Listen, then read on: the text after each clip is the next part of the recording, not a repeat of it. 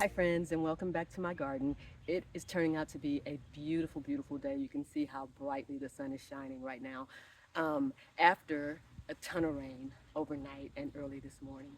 So I knew that it was going to rain last night, so I decided to come over on this far side of my garden.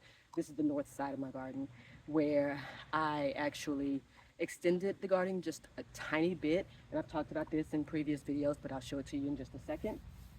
Um, so I extended it a bit and I laid it out, but I never actually came out here and finished the actual gardening part, like making it into an actual garden. So that's what I'm gonna do today. And I just wanted to share it with y'all. Now, I do no dig gardening, which to me is the smartest way to do it, the least labor intensive way to do it, and probably the least expensive way to do it, in my opinion. Now, a lot of people who do no dig gardening, there's some variations in how people do it, but there's no right or wrong way. The bottom line is you just need to cover up the grasses or whatever's already there, define your border and fill with dirt and start planting. So that's the basics of it. I'm going to show you how I do it, and this is how I started all of my gardens. Well, this is how I started the first two gardens on the south side of the house, and then extended all the way across the back the same way, and now I'm doing this exactly the same way. So let me show y'all what we're working with out here today. So here we are. Here's our tiny little garden extension.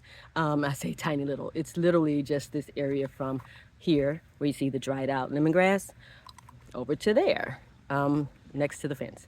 Uh, Not very big, but big enough to grow some tomatoes or some cucumbers, which is great because I've been trying to rotate crops and I've had tomatoes all over the place. I've only had cucumbers on the south side of the garden, but I'm thinking this year I'll put them over here to the north side. Um, the basis of what I wanted to show you guys is just this. So the way I no dig or no till is that I lay down cardboard and then I wet the cardboard. So this space had been laid out, forgive my shadow, this space had been laid out for a while. Let me see if I can come from the other side.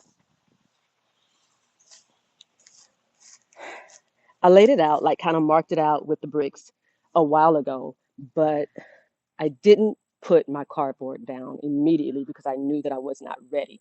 So I just left this area open and there were some potted plants sitting in here for a good long time. The reason I did not put my cardboard down is because I learned a lesson from the other areas of the garden, that if I put the cardboard down and let it sit down there for like a period of time, let's just call it a week or two, the ants love to find a home underneath the cardboard. So I just left it open so that that wouldn't happen. But since I knew it was going to rain overnight, I came out here yesterday and put my cardboard down. You can see I just went all the way around. And my bricks are a little wonky. I'll come back through and fix that, add dirt underneath, make them level and all that good stuff. But for today, I just wanted to get out here and get this part done. So yesterday, like I said, a little bit of pre-planning. I laid out the cardboard here and I went and picked up some dirt. So I have regular um, flower and vegetable garden soil and some compost. And I may amend this with compost from my bin over there as well. Don't know if I'll need to do that yet. But so the bottom line is, now that the cardboard is down, I used the rain to wet it down for me so I didn't have to use my own water. And now I'm just gonna lay out my lay out my dirt and I don't have to worry about the ants, and we'll be ready to start planting. I'll leave this out here just it'll stay empty for quite a while until I'm ready to put some transplants out here or plant my cucumbers directly in the garden. So let's get going on that.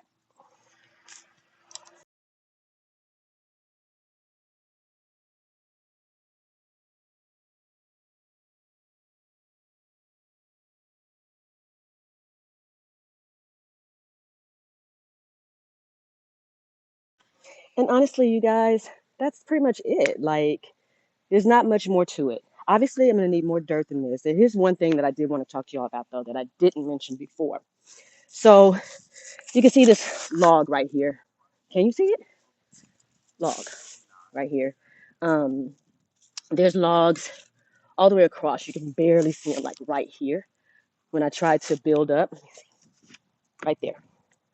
when I tried to build up the ground to put the bricks in, I used little shards of uh, pieces of logs, branches underneath there, as opposed to using dirt because dirt is expensive. Um, so that's kind of like how I leveled off, and I'll use the dirt to come back and level off the bricks some more. But there's, you can see there's like a, like, what is that, about 4 inches from here to here, from where this bed is to where, the grass was level. So I essentially, in the back, since I know I'm not going to be planting in the very, very back, way back there, um, I used logs and different things, kind of like the, I'm going to say this wrong, Hugel, Hugel culture method. I'm sure somebody's going to tell me I said that wrong. But anyway, I hope you guys know what I'm talking about. It's where you use like yard debris, things like branches and, whatever you can find to kind of build up that area, and then you cover up with you cover up with your dirt and everything like that, so that you don't have to use as much dirt because the underneath layer is other things, and so you're just filling in pockets. So I did that a little bit on this side, but still in all, you can see I need more dirt.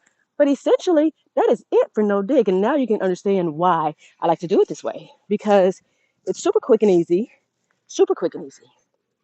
and very satisfying because it is so quick and easy. Now, this was a small space, so I might be able to do with one more bag of dirt or maybe one more bag of compost, one or the other, but not both.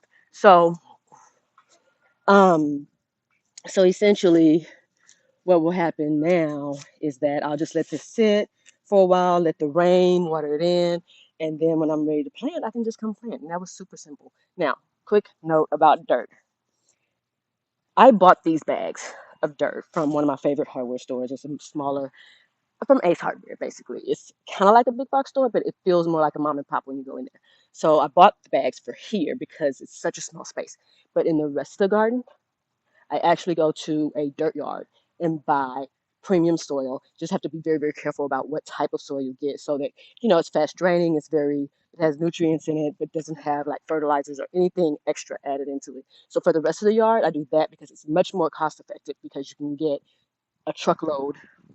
We have a Toyota Tundra full cab.